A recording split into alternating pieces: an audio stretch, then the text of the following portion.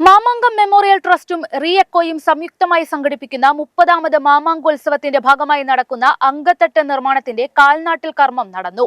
കേരള സംസ്ഥാന കളരി അസോസിയേഷൻ സംസ്ഥാന president Chavakkad V Krishnadas ഗുരുക്കൾ കാൽനാട്ടിൽ കർമ്മം നിർവഹിച്ചു.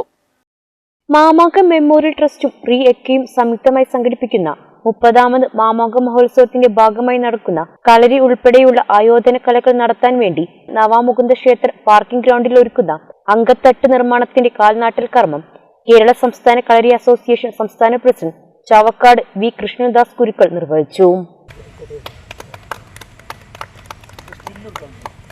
40 അടി നീളം 22 അടി വീതിയുമുള്ള പരമ്പരാഗത അങ്കത്തട്ടാണ് നിർമ്മിക്കുന്നത്. തിരുനാവായയിലെ മാമാങ്ക മഹോത്സവം നടക്കാൻ പോവുകയാണ്. 23-ാം തീയതി മുതൽ 28-ാം തീയതി വരെ, ജനുവരി അല്ലേ. അതിൻ്റെ കാൽനാട്ടൽ കർമ്മമാണ് ഇപ്പോൾ ഇവിടെ നടക്കാൻ പോകുന്നത്.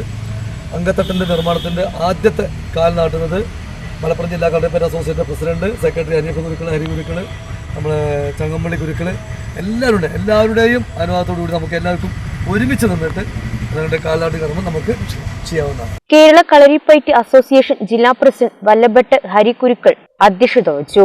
ജനുവരി 23-ന് ആരംഭിക്കുന്ന ആഘോഷ പരിപാടികളിൽ എല്ലാ ദിവസങ്ങളിലും കളരിപ്പയറ്റ് ഉൾപ്പെടെയുള്ള വിവിധ ആയോധന കലകൾ പ്രദർശിപ്പിക്കും. തുടർന്ന് വിവിധ കലാപരിപാടികളും അരങ്ങേറും.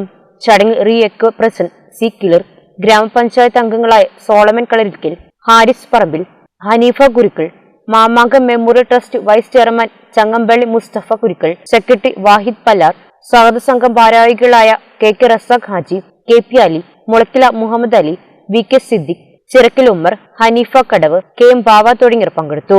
23-ന് അങ്കവാൾ പ്രയാണത്തോടെ തുടങ്ങുന്ന മാമാങ്ക ആഘോഷ പരിപാടിയിൽ സാമൂഹിക സാംസ്കാരിക പ്രവർത്തകർ, ചരിത്ര രംഗത്തെ പ്രമുഖർ എന്നിവർ സംബന്ധിക്കും.